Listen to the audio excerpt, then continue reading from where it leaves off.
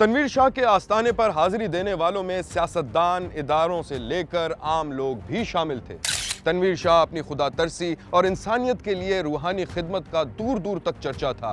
कुछ लोग उस पर अंधा एतमाद करते थे और कुछ लोग उसे फ्रॉड भी समझते थे। शब्बीर ने भी ये खोज लगाने की कोशिश की कि देखें आखिर माजरा क्या है। मैं हूं पारस मसरूर और आप देख रहे हैं कोई देखे न देखे, शब्बीर तो देखेगा।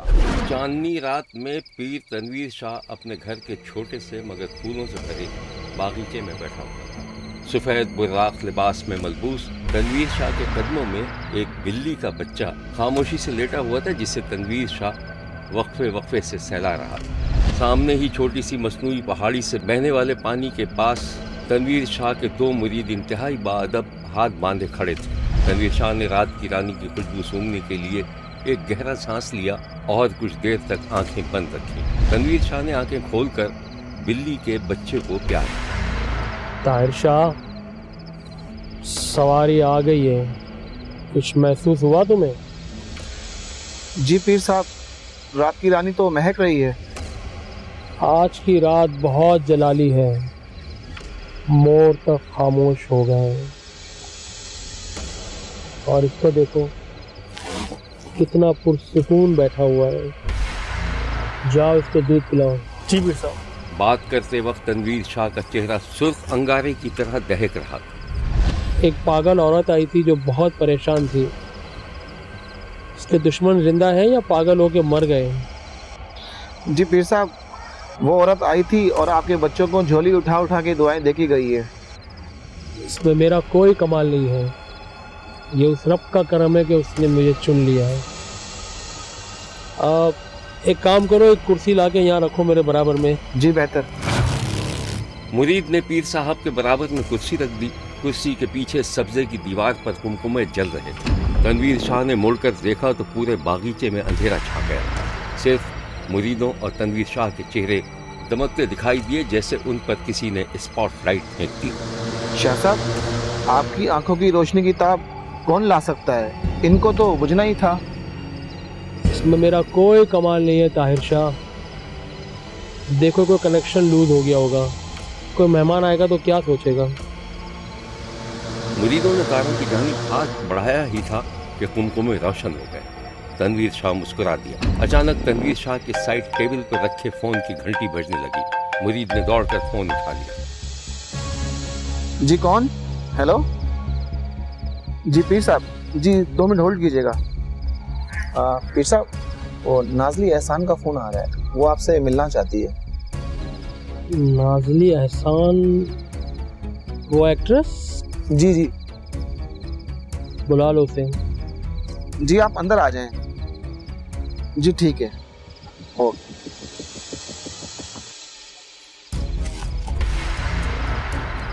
दूसरे ही लम्हे मुरीद बाहर से अंदर दाखिल हुआ। उसके पीछे मुल्क की मशहूर हीरोइन अपने 2 गार्ड्स के साथ दाखिल हुई और तीर की सी तेजी के साथ उनके कदमों में बैठ गई। अरे आप तो हमारी शोबिज़ इंडस्ट्री का मान है, ऊपर तशरीफ रखते हैं, क्यों शर्मिंदा कर रही हैं? हुक्म कीजिए, कैसे तशरीफ लाई? पीर साहब, आपकी दुआओं से मेरी फिल्म सुपर हिट हुई है, बहुत अच्छा बिजनेस किया। आपके लिए एक छोटा सा तोहफा। तकल्लुफ़ की क्या ज़रूरत है? आपको पता है मैं दुआ फी सबीलिल्लाह करता हूँ, इसकी कोई ज़रूरत नहीं है। मेरी खातिर रख लें। जनीवा गई थी, एक घड़ी पसंद आई तो आपके लिए ले ली। मामूली सा तोहफा है, कबूल करें। अब आप इतना मोहब्बत से कह रही हैं तो इनकार करना अच्छा नहीं लगता। मैं माजरत चाहता हूँ, इस वक्त मैं आपकी कोई खिदमत नहीं कर सकता। इशा का वक्त जा रहा है। जी पीर साहब, बस आपके हाथ चूम लिए, मैं चलती। इंशाअल्लाह मैं किसी दिन वक्त निकाल के आपके यहाँ हाजिर होऊंगा। जी पीर साहब, मेरी खुशकिस्मती, मैं इंतज़ार करूँगी। ताहिर शाह। जी शाह। मैडम को बाहर गाड़ी तक छोड़ो। ठीक है। खुश रहो। फिल्म की मशहूर हीरोइन के जाते ही तनवीर शाह भी अपनी जगह से उठा और गमले से एक गुलाब का फूल तोड़ता हुआ अंदर कमरे की जानिब रवाना हुआ। इलाके की रिहायशी 40 साला बे औलाद सफिया के कानों तक जब पीर तनवीर शाह की शोहरत पहुंची तो उसने औलाद के लिए रूहानी इलाज का फैसला किया और तनवीर शाह के आस्ताने पर पहुंच गई। तनवीर शाह के दरबार का वक्त था। वो अपने बागीचे में एक तख्त पर बैठा था जिस पर खूबसूरत कालीन बिछा हुआ था। तनवीर शाह का सर झुका हुआ था और बिल्ली का बच्चा उसकी गोद में था।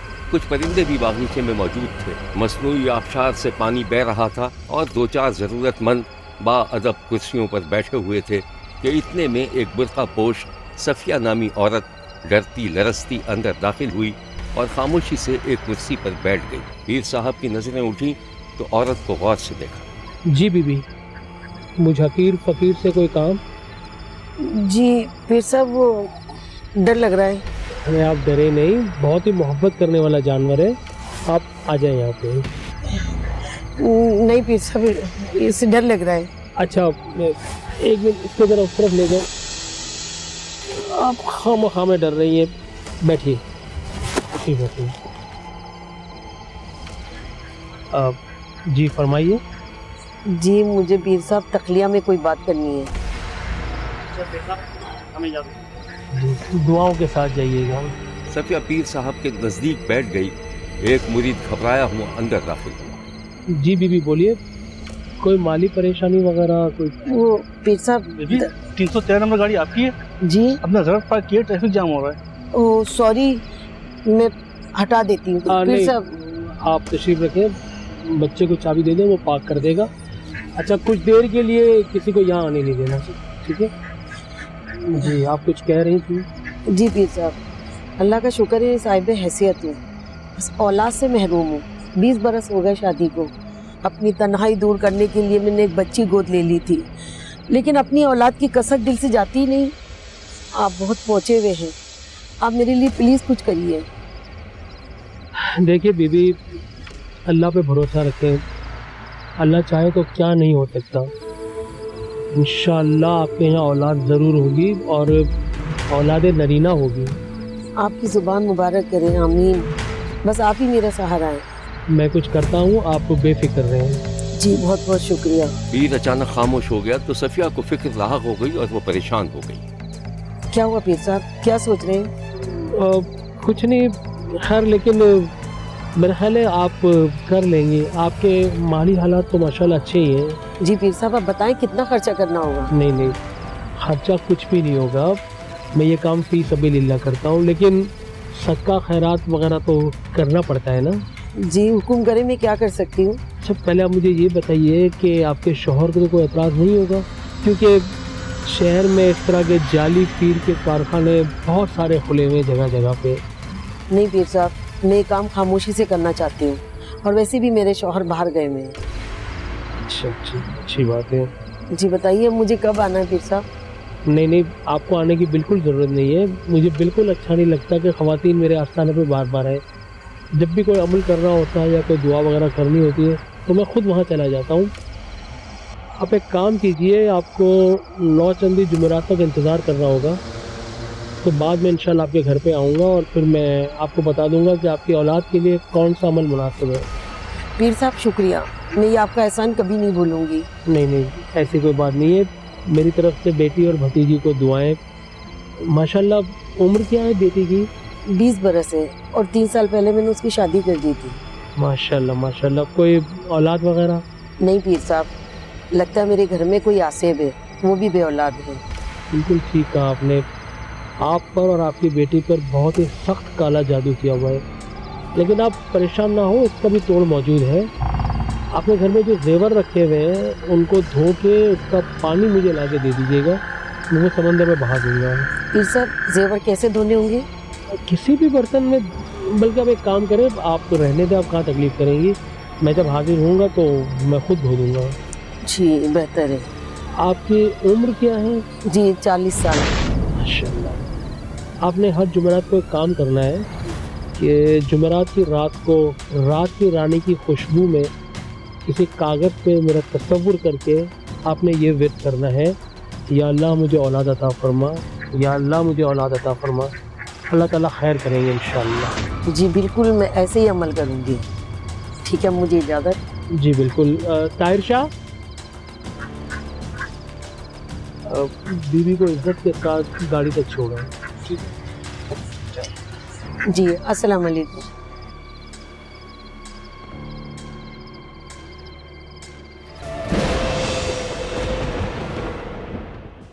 सफिया की माली हैसियत, उसकी लेपालक बेटी और उसकी भतीजी के मुतालिक पीर साहब का तजस्सुस उसे मशकूक बना रहा था।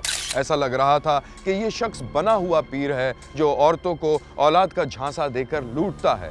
लेकिन पीर साहब ने बड़ी चालाकी से एक अरसे तक सफिया से राब्ता नहीं किया, जिस पर सफिया परेशान हो गई। सफिया की लेपालक शादीशुदा बे औलाद बेटी और सफिया खुद गहरी सोच में थी। ऐसा लग रहा था कि दोनों के दरमियान कोई बहस चल रही थी। एक आसरा उम्मीद ही थी। पीर साहब फोन ही नहीं उठाते, न वो घर आते हैं। कब से उन्हें फोन मिला रही हूँ। मैं सोच रही हूँ उनके आस्थाने चली जाऊँ। मम्मी आप भी क्या कमाल करती हैं, इतनी एडवांस होने के बाद भी अब इस तरह की बातें कर रही हैं। औलाद सिर्फ जादू और तावीज़ों से पैदा होती हैं क्या? मैं हूं ना आपकी औलाद। और फिर तुम ठीक कह रही हो। अरे ये कौन आ गया इतनी रात को? जाओ जाके बेटा देखो गेट पे बेल बज रही है। जी अम्मी। बेटी ने दरवाजा खोला तो पीर साहब अपने 2 मुरीदों के साथ दरवाजे पर मौजूद थे। जी पीर साहब आप अंदर आए।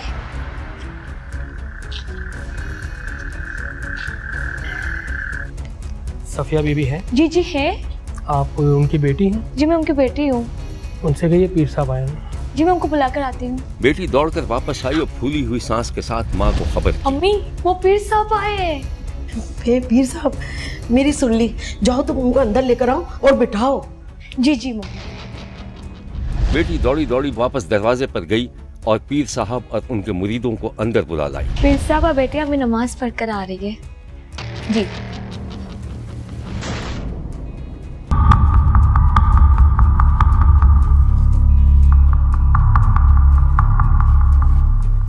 जी आप बैठिए, मैं चाय लेकर आती हूँ। चाय की जरूरत नहीं है, आप परेशान ना हो, आप बैठे।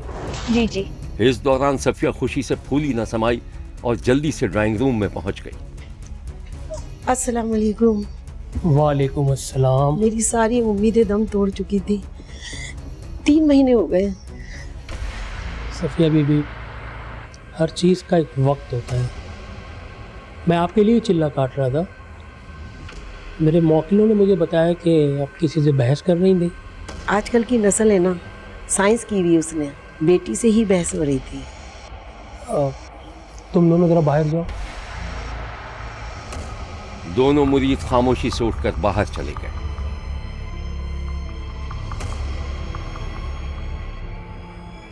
अच्छा ये बताइए कि आपके शौहर को भी औलाद की ख्वाहिश है? अरे नहीं, वो तो मुझसे इतना बेजार आ गए। साल 6-6 माह में घर आते हैं। आप एक काम करें, अपना जेवर ले आए। मैं वो जेवर धो के उसका पानी समंदर में बहा दूंगा, फिर आप जेवर वापस ले जाइएगा। ये तो हो गया पहला मरहला। जी। दूसरे मरहले में मुझे आप ये बताइए कि मुझे कितनी देर के लिए तखलिया मिल सकता है? पीर साहब कोई नहीं आएगा, मैं बाहर से कुंडी लगा दूंगी। आप जितनी देर का तखलिया चाहें, फिर आप मुझे मिस कॉल दे दीजिएगा, मैं बाहर से कुंडी खोल दूंगी। कुंडी तो लगानी है, लेकिन अंदर से। जी। आपको मेरे सामने बैठना होगा।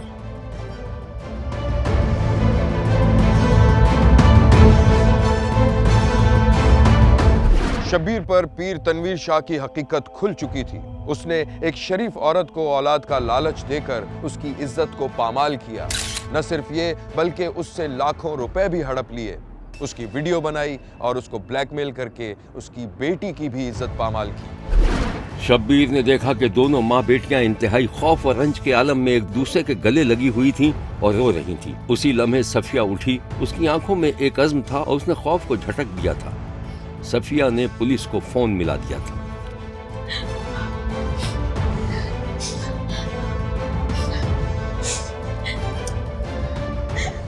Hello, police station. पुलिस ने छापा मारकर जाली पीर और उसके चेलों को गिरफ्तार कर लिया। ये है वो मजलूम औरत।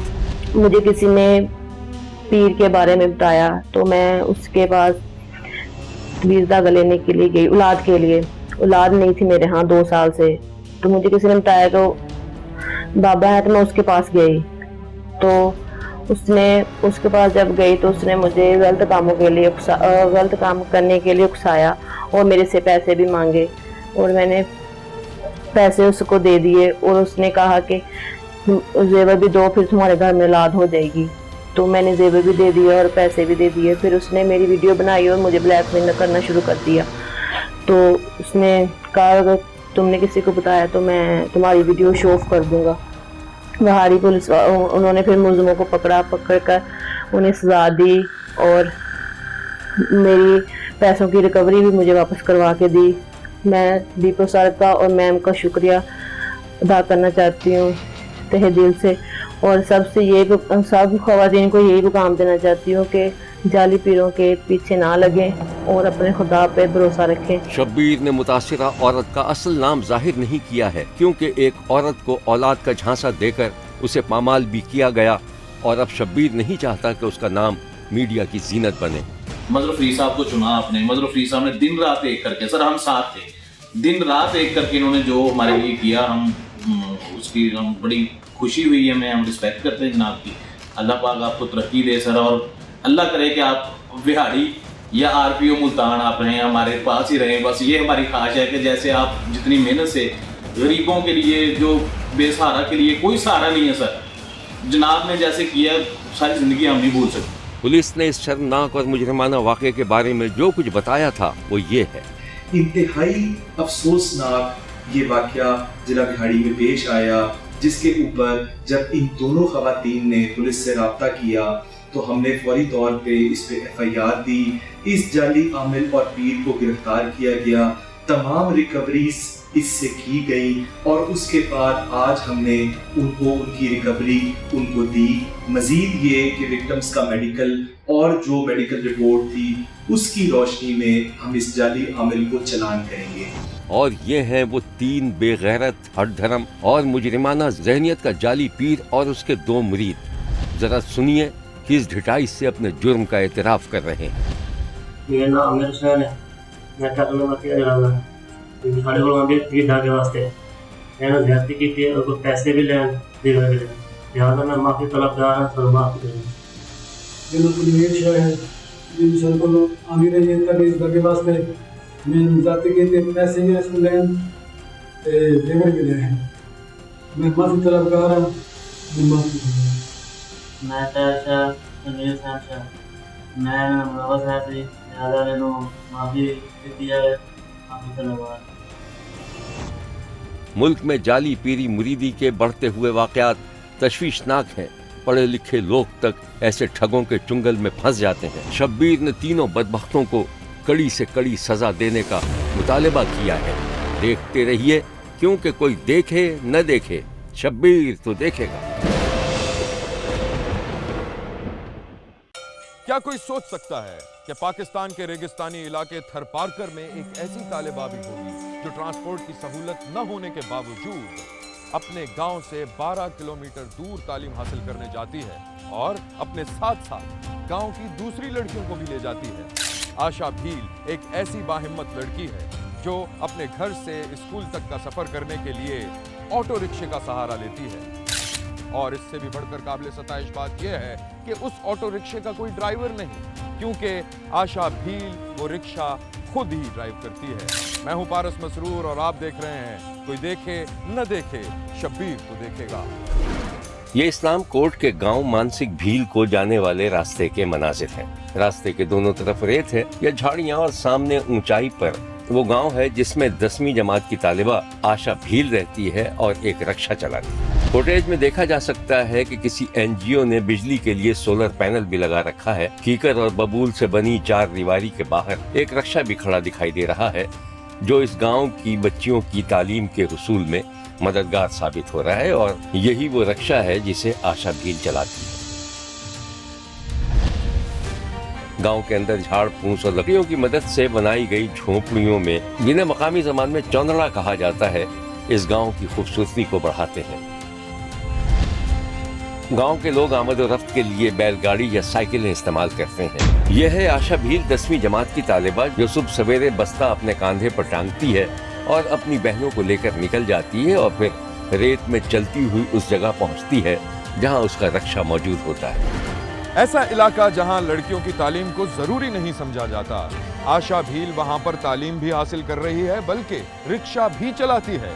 शब्बीर को ये सब कुछ अजीब सा लगा। आहिस्ता आहिस्ता आशा भील की कहानी खुलती जाएगी, लेकिन उससे पहले ये मनाजिर देखिए।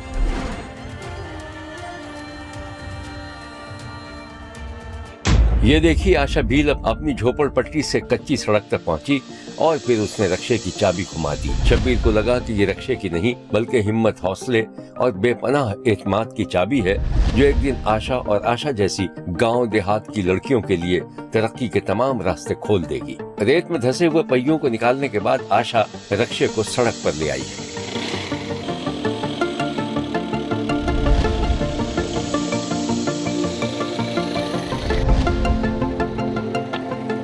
12 किलोमीटर का सफर तय करना है, जहां इलाके में काम करने वाली एनजीओ ने स्कूल भी बना रखा है। जरा देखिए वो कितनी एहतियात और एतमाद के साथ रक्षा चला रही है। ये आशा का रोज का मामूल है। रास्ते में दोनों तरफ खुदरा दरख्त और झाड़ियां हैं, जो शायद यही पैगाम दे रहे हैं कि मौसमों की शिद्दत, गर्मी, धूप उनके नुमू के रास्ते में रुकावट नहीं बन सकती। चलते चलते आखिर वो जगह आ ही गई जहाँ रास्ता पक्का हो गया है।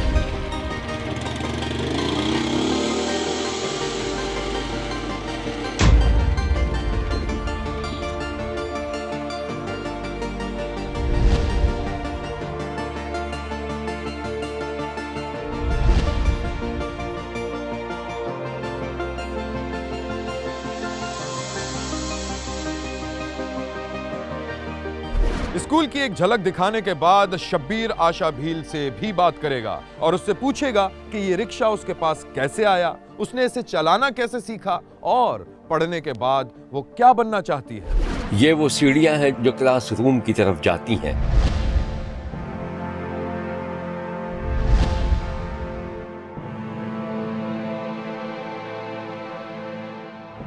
आशा भील 10वीं जमात की तालिबा है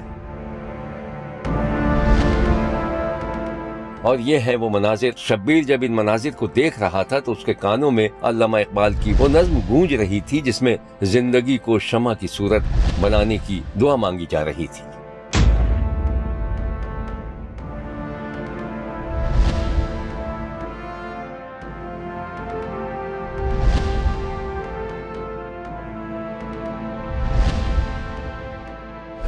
बाहिम्मत आशा भील स्कूल से वापस आकर भी काम करती है। शब्बीर ने देखा कि आशा भील घर में अपनी बहनों के साथ पढ़ाई कर रही थी। ये उसका रोज का मामूल है और ऐसा इसलिए है कि उसने सोच रखा है कि वो कुछ ना कुछ बनकर जरूर दिखाएगी।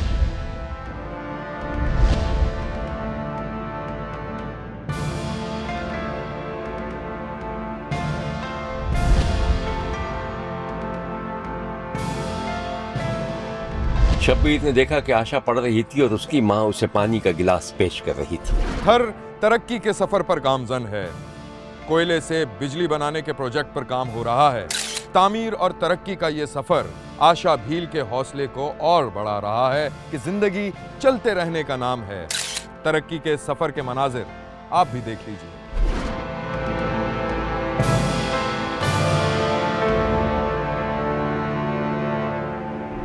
यह है आशा भील, उसके रक्शे और उसके अज़ाइम की कहानी। मेरे गांव का नाम मानसिंह भील है और सर फाउंडेशन वाले ने मुझे रक्षा दिया है और मैं 10वीं जमात में पढ़ती हूँ। स्कूल लड़कियों को लेके आती हूँ और लेके जाती हूँ और हमारे गांव से TCF स्कूल तक 12 किलोमीटर है। नहीं, मुझे नहीं डर लगता क्योंकि ये ट्रैफिक है तो क्या होगा, हम तो स्कूल जाना है। वैसे जो घर का काम वगैरह होता है वही, और राशन वगैरह भी आता है, उसमें भी लड़कियों को ज़्यादातर काम करना पड़ता है। राशन में भी जितना भी हम खर्चा वगैरह होते हैं वही भी हम लड़कियों को, और मेडिसिन वगैरह होती है उसको भी लड़कियों को, और अपनी बच्चों और उसको भी ख्याल रखना होता है। ज़्यादातर लड़कियां काम करती हैं। गांव वाले तो कहते हैं लड़कियां नहीं पढ़ेगी और नहीं रक्षा चलाएगी, नहीं बाहर निकलेगी नहीं हमारे घर से। तो मेरे फादर ने कहा लड़कियां निकलेगी तो हमारा सर का नाम ही रोशन होगा। और सबसे ज़्यादा मुझे सर फाउंडेशन ने ये सपोर्ट किया। मैं पढ़ लिख कर एक डॉक्टर बनूंगी क्योंकि हमारे मुल्क पाकिस्तान में बहुत ज़्यादा बीमारी हो रही है, इसकी वजह से मैं डॉक्टर बनना चाहती हूँ। और फ्री में इलाज करना चाहती हूँ। आशा भील के अंदर हिम्मत और हौसला ऐसे ही नहीं पैदा हुआ, बल्कि उसके माँ बाप ने उसे नई रोशनी का रास्ता दिखाया और उसका साथ भी देते हैं। पहल कहता थी झोपड़ी में पढ़ते हेणा थर पांडु जी महिरबानी जेको असांजा ॿार अॻिते कराए था पढ़ाई ते करे थे ट्रेनिंग ॾिनी है और रस्तो चलाए जाए थी जकी ले जाए थी जकी पढ़ान करान ॿार खणे ले थी जाए वञा 24 कलाक पढ़े थी देर रात हेणा 10 कलाक में हलाए जाए थी 24 कलाक जाए वही वरण टाणे आए थी पची खेतर कम करता असांजा ॿारिया एक पढ़ता न हूँ एक जणी जाती हेणा हूँ आप कम घर रो करां थी 24 कलाक बाल असांजा पढ़ाऊं था करां था तो बैठा करें। और ये हैं थर फाउंडेशन के मैनेजर। आपने देखा होगा वहाँ गाँव में जाकर ये बेसिकली वो खुद अपनी स्टडी भी कंटिन्यू कर रही है, साथ साथ में इसने एक रक्षा लिया हुआ है और रक्षा की मदद से इसकी इनकम भी हो रही है, यानी माँ बाप को आमदन हो रही है। और सेकंड ये कि इसके जो फ्रेंड्स हैं ये उसमें भी ज़्यादा मोटिवेटेड है कि उनकी जो फ्रेंड्स हैं वो भी स्कूल्स में आ रही है। तो ये मानसिक भील में अगर देखें तो ये एक मेरे ख्याल में सोसाइटी के अंदर हमारे यहाँ एक चेंज एजेंट्स हैं और इसकी वजह से इस गांव के अंदर एजुकेशन बहुत ज़्यादा प्रमोट हुआ है, पर्टिकुलरली जो फीमेल की एजुकेशन है। रक्षा ड्राइवर और तालिबा आशा भील को शब्बीर ने तरक्की और कामरानी की दुआ दी है और कहा है कि मट्टी और रेत के टीलों के दरमियान रहने वाली आशा भील एक बाहिम्मत लड़की है और दूसरी देहाती लड़कियों के लिए रोल मॉडल भी है। देखते रहिए, क्योंकि कोई देखे न देखे शब्बीर तो देखेगा। हैदराबाद से कुछ फासले पर एक शहर वाक़ है जिसका नाम है कुनरी। ये शहर सुर्ख मिर्चों की पैदावार के लिए पूरी दुनिया में मशहूर है। अरसा दराज से वहां के मकामी मजदूर और ताजिर सुर्ख मिर्चों का ही कारोबार करते हैं। कोई 15 साल पहले हुकूमत सिंध को यह ख्याल आया कि एक ऐसी मंडी तामीर करनी चाहिए जिसमें हर तरह की सहूलत मौजूद हो, और फिर ये मंडी तामीर होना शुरू हुई और देखते ही देखते 94 करोड़ रुपए हड़प कर गई। जी, 94 करोड़ में अगर आप 6 करोड़ और मिला दें तो ये 1 अरब बनते हैं। शब्बीर का कहना है कि अगर आपने 1 अरब नहीं देखे तो हमारे साथ कुनरी चलिए। आप सोच रहे होंगे कि शब्बीर हमें क्या कहकर और कहां ले आया। यहाँ तो एक वसी झाड़ झंकार किस्म की इमारत है जिसमें शायद भूतों का बसेरा है। दीवारों में जगह जगह दरारें पड़ी हुई हैं, यहाँ तक कि सुतूनों का प्लास्टर तक उखड़ चुका है और अंदर से लोहे की चंद सलाखें झांक रही हैं। जी हाँ, यही वो प्रोजेक्ट है जो सिंध हुकूमत ने 2007 में 94 करोड़ रुपए की लागत से शुरू किया था।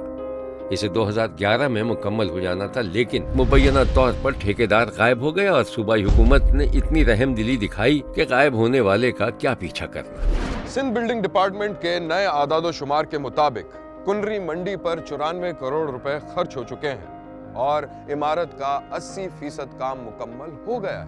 सिंध बिल्डिंग डिपार्टमेंट एक टेक्निकल डिपार्टमेंट है, आदादो शुमार हमसे बेहतर ही जानता होगा, लिहाजा 80% काम बमुकाबला 94 करोड़ रुपए के दावे की तस्दीक के लिए शब्बीर निकल पड़ा नई मिर्च मंडी की जाने। माशाअल्लाह, मंडी में दाखिले के लिए जो सड़क नक्शे में मौजूद थी शायद वो वहीं रह गई। जिस जमीन पर सड़क बनी थी वो जमीन भारी गाड़ियों की मेजबानी के लिए सीना कुशादा किए हुए दिखाई दी। शब्बीर ने एक ट्रक को उस ख्याली सड़क पर चलते देखा तो ड्राइवर की जिंदगी की दुआएं मांगने लगा। एक बच्चे को देखा जो मोटर ट्रॉली पर मिर्चों से लदी हुई बोरियों के साथ सफर कर रहा था। अब शब्बीर की समझ में आया कि करेंसी नोट सिर्फ कागज पर नहीं छापे जाते, बल्कि नाकिस बिल्डिंग मटेरियल की शक्ल में दरो दीवार, खिड़कियों, दरवाजों और सुतूनों पर भी चेप दिए जाते हैं। आप खुद देख लीजिए। आपकी याद दहानी के लिए अर्ज है कि आप कोई इमारत या इमारतनुमा चीज नहीं देख रहे, बल्कि अवाम के टैक्स से जमा होने वाले 94 करोड़ रुपए देख रहे हैं, जिन्हें शायद ये बोसीदा दीवारें निगल चुकी हैं। कुनरी के बोर्ड फार्म रोड पर हुकूमत सिंध की जानिब से 22 एकड़ एराजी के रकबे पर एशिया की सबसे बड़ी मिर्च मंडी का काम नामालूम वजूहात की बुनियाद पर रुका हुआ है पिछले 15 साल से, और शब्बीर को इस बात का अफसोस है। काम बंद होने का अफसोस इसलिए है कि इन बेचारों के मुबैना बैंक बैलेंस का क्या होगा जो बढ़ते बढ़ते अचानक घटना शुरू हो गया होगा। तामीर शुदा इमारत की वीरानी देखकर ठेकेदार और सिंध हुकूमत के मुताल्लिका डिपार्टमेंट को तो कोई ख्याल नहीं आया, लेकिन झाड़ झनकार रौनक बढ़ाने के लिए उगाए। इसके अलावा नशेबाज किस्म के हजरात ने भी अपना फरीजा ईमानदारी और दयानतदारी से अंजाम दिया और ये एहसास तक नहीं होने दिया कि इमारत में वीरानी है। दीवारों और फर्श पर जगह जगह पान और गुटकों से जो नक्शो निगार बनाए हैं वो मिर्च मंडी और सूबाई हुकूमत की पब्लिसिटी में भी इजाफे का बाइस बन रहे हैं। मिर्च मंडी के अंदर नामुकम्मल दुकानों का तामीराती काम अधूरा रह जाने की वजह से वो मुनद्दिम हो रही हैं। यही नहीं बल्कि नामुकम्मल बाउंड्री वॉल, दुकानें और गोदामों के लिए डाली जाने वाली प्लंथ भी टूट फूट का शिकार है। जब चोरों और हीरोइनचियों ने प्लिंथ और बाउंड्री वॉल की टूट फूट की ये हालत देखी तो वो सफाई सुथराई का एहसास करते हुए हाथ की सफाई की तरफ माइल हो गए और उन्होंने अपने आप को ईंटों और सरिया को ठिकाने लगाने की मुहिम पर मामूर कर लिया। कुनरी मिर्च मार्केट को इलाके में मिनी सिटी तस्वुर किया जा रहा था, लेकिन सरकारी गफलत, लापरवाही और मुबैना करप्शन की वजह से पाए तकमील तक न पहुंच सके। अभी इसका एस्टीमेट चल 22 करोड़ से मेरे ख्याल में अंदाजन ये 70-80 तक भी पहुंच चुकी है ये, लेकिन अभी तक नामुकम्मल है। अब आप देख रहे हैं जो दीवार खड़ी हुई है या दुकानें बनी है बैर रोड की साइड पे, वो भी सीपेज कर रही है, मतलब अभी बनी है और अभी ये हालत है कि वो उसमें क्रैक्स आ गए हैं अंदर। मंडी जो है वो रेड चिली की वजह से पूरे एशिया के अंदर मशहूर है और ये मिर्च मंडी एक संगे मील साबित हो सकती थी कुंडरी की तरक्की के लिए। लेकिन बदकिस्मती ये है कि हमारे जिस तरह से सरकारी इदारों के अंदर जो बेज़ाब्तगियाँ होती हैं या बेकायदगियाँ होती हैं, उसी तरह वर्क्स डिपार्टमेंट ने जो यहाँ पर बेज़ाब्तगियाँ और बेकायदगियाँ की हैं, उनका नतीजा ये निकला है कि ये कुंडरी तबाह हाल है, कुंडरी की मिर्च मंडी, और इसके अभी तक कोई आसार नज़र नहीं आ रहे। और अगर ये मंसूबा मुकम्मल हो जाता तो मैं समझता हूँ कि पाकिस्तान की एक्सपोर्ट बढ़ती। पूरे पाकिस्तान के जो चिलीज़ के ग्रोह यानी एक्सपोर्ट करने वाले हैं, लेने वाले हैं या मसाले वाले हैं, वो कुंडरी में आते, डायरेक्ट सब कुछ इधर से होता था।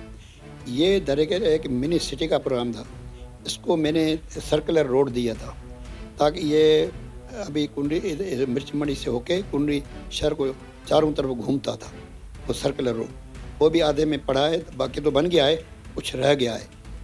तो उसमें यह था कि भाई जो भी आते शहर में नहीं आते थे, शहर से बाहर आते थे, ताकि शहर के अंदर ये जो एक्सीडेंट वगैरह हैं, वो जो बड़ी बड़ी ट्रालियाँ, ट्रैक्टर, बसें, ट्रकें, टेलर आते थे, वो भी ना दे। इस प्रोजेक्ट के बारे में बताया गया है कि इसमें 300 के लगभग दुकानें, डिस्पेंसरी, मस्जिद, 3 अदद होटल और 1 अदद restaurant, 2 police check post, auction ground, parking area, 20,000 gallon पानी का ज़ेरे ज़मीन वाटर टैंक, अंदर बाहर पुख्ता सड़कें, जदीद लाइटिंग सिस्टम और मज़ीद जदीद सहूलतें शामिल थीं। मगर ये सहूलतें हैं कहाँ? खैर, हम कौन होते हैं पूछने वाले, लेकिन इतना ज़रूर कह सकते हैं, देखते रहिए, क्योंकि कोई देखे न देखे, शब्बीर तो देखेगा। यहाँ हमारे प्रोग्राम का वक्त खत्म हुआ। अगले हफ्ते फिर हाजिर होंगे नई कहानियों के साथ, इसी वक्त सिर्फ एक्सप्रेस न्यूज पर। देखना मत भूलिएगा, क्योंकि कोई देखे न देखे, शब्बीर तो देखेगा। अगर आप अपने इर्द गिर्द होने वाले किसी गैर मामूली वाक़े से शब्बीर को आगाह करना चाहते हैं तो SMS करें SAB लिखकर स्पेस दें और अपना मैसेज अपने शहर और नाम के साथ 247 पर भेज दें। फैक्स करने के लिए हमारा नंबर है 021-3580-3820। खत लिखने के लिए हमारा पता है 5 express way of Korangi road, Karachi. Express news, Shabbir तो देखेगा।